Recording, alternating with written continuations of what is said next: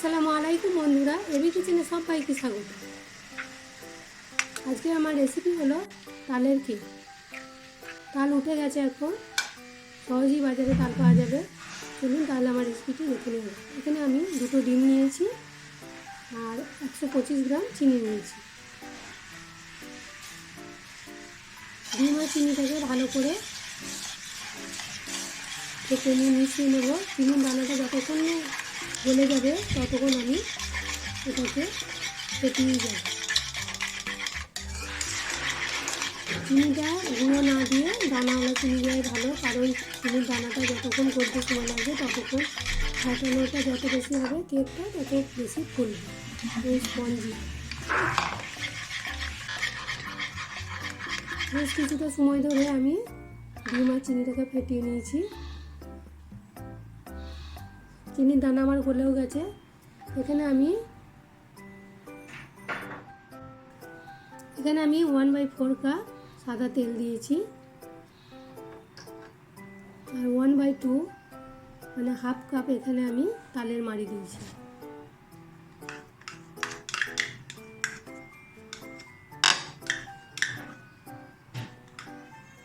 এই দুটোকে একসঙ্গে আরও বেশ ভালো করে মাখিয়ে নেব।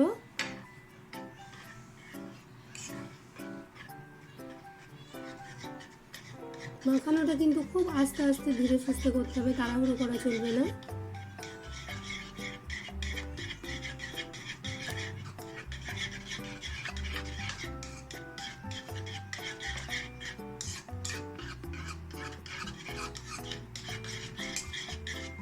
তেল আর তালের মাড়িটা বেশ ভালোভাবে মিশে গেছে।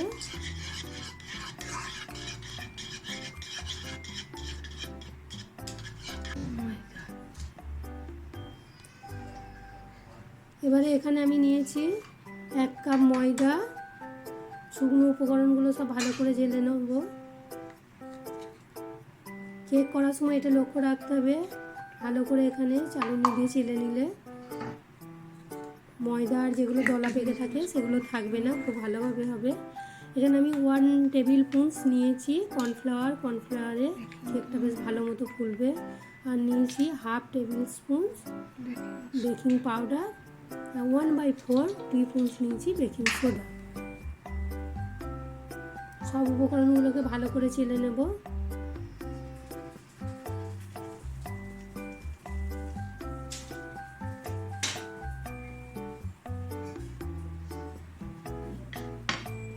এগুলোকেও আবার বেশ ভালো করে মিশিয়ে দেব।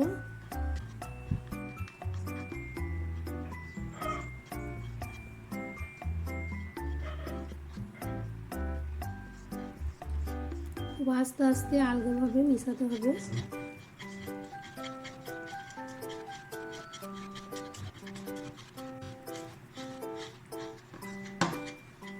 এখানে ব্যাটারটা আমার গাঢ় হয়েছে, সেই জন্য আমি এখানে লিকুইড দুধ মেশাবো।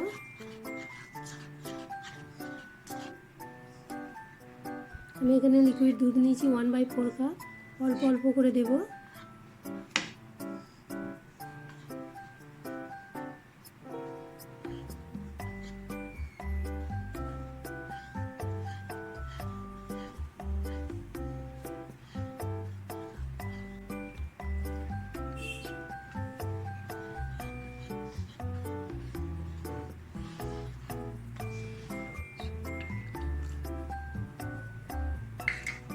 আমি এখানে পুরো দুধটাই দিয়ে দিলাম, কারণ ব্যাটারটা আমার ঘন হয়েছিল, সব দুধটাই লাগতো।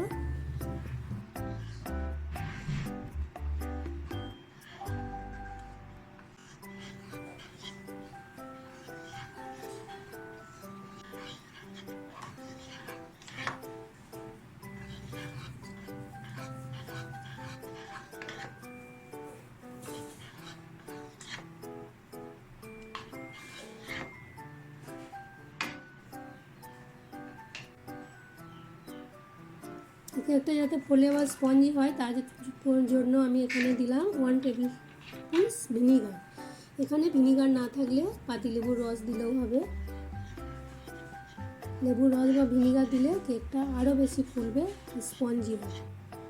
ভিনিগারটা দেওয়ার পর আরও ভালো করে মিশিয়ে নিলাম। আমি চামচে করে তুলে দেখাচ্ছি, দেখুন ব্যাটারটা একবারে স্মুথলি পড়ে যাচ্ছে, এরকম ঠিক হবে ব্যাটারটা।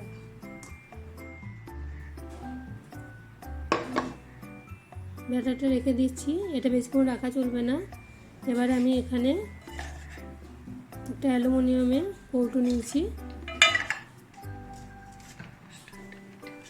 ওর মাপে একটা প্লেন কাগজ কেটে নিয়েছি, ট্রেসিং পেপার দিলে হবে। এখানে আমি প্লেনই কাগজ নিয়েছি, তলায় তেল একটু দিয়ে সাদা তেল দিয়ে লাগিয়ে দিয়েছি, কাগজের ওপরেও আর একটু তেল দিয়ে লাগিয়ে দেবো বেশ ভালোভাবে।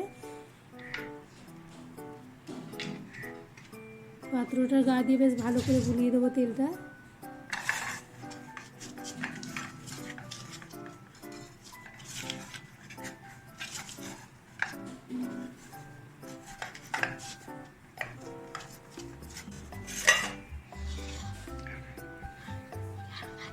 ব্যাটারটাকে আরও একবার ভালো করে নেড়ে নেব।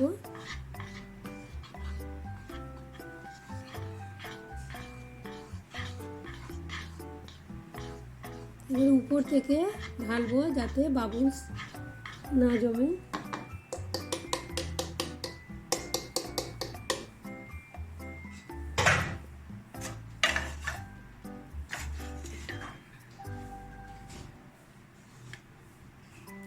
উপর থেকে ঢালছি যাতে কোনো বাবুলস না জমে।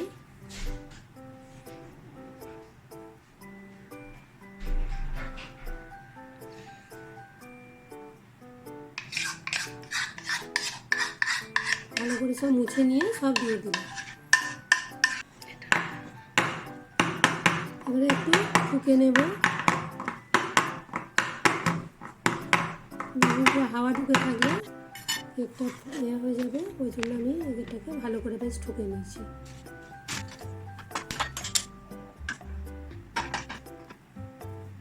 আমি কুকারটাকে প্রি হিট করতে দিয়েছি 10 মিনিট, লো ফ্লেমে দিয়েছি।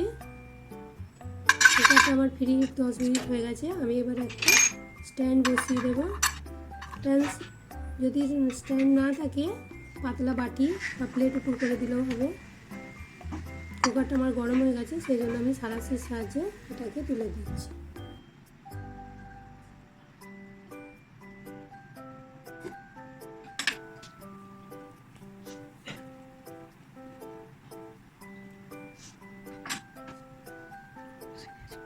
এবারে কুকারের ঢাকনাটাকে বন্ধ করে দিচ্ছি, কুকারে সিটিটাকে খুলে দেব।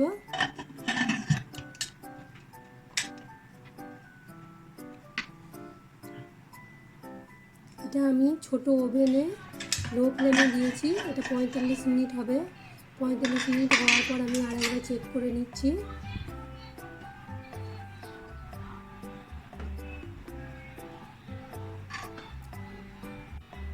একটু ফুলে ফেটে গেছে, আর এখনো একটু কাঁচা আছে।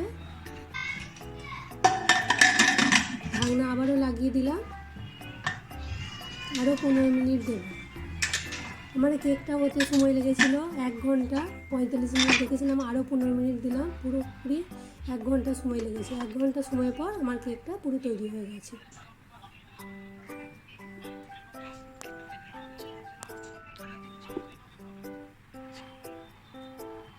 সাঁড়াশির সাহায্যে নামিয়ে নিয়ে আমি কেকটাকে ঠান্ডা হতে রেখে দেবো। একটা কাপড় চাপা দিয়ে রেখে দিয়েছি যাতে ঘামটা না হয়।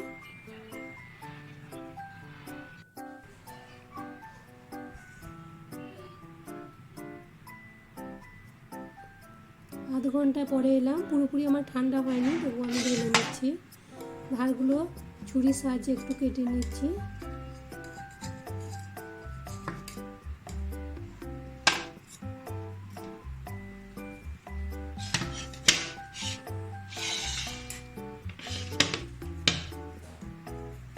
কেকটা আমার বেরিয়ে চলে এলো। এবার আমি কাগজটাকে তুলে দিচ্ছি।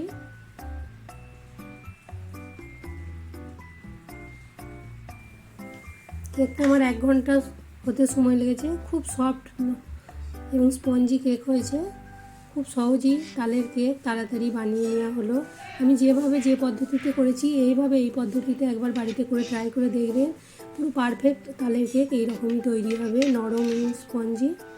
যদি আমার এই রেসিপিটি ভালো লাগে তাহলে আমার ভিডিওটা একটা লাইক করবেন, যারা আমার চ্যানেলে নতুন বন্ধু অবশ্যই সাবস্ক্রাইব করার অনুরোধ রইল এবং আমার ভিডিওটি কেমন লেগেছে অবশ্যই কমেন্ট করে জানাবেন। আজকে এই পর্যন্ত, আবার অন্য রেসিপি নিয়ে হাজির হব। সবাই ভালো থাকবেন, সুস্থ থাকবেন। কতটা স্পঞ্জি এবং নরম হয়েছে দেখতে পেলেন আমার কেকটা।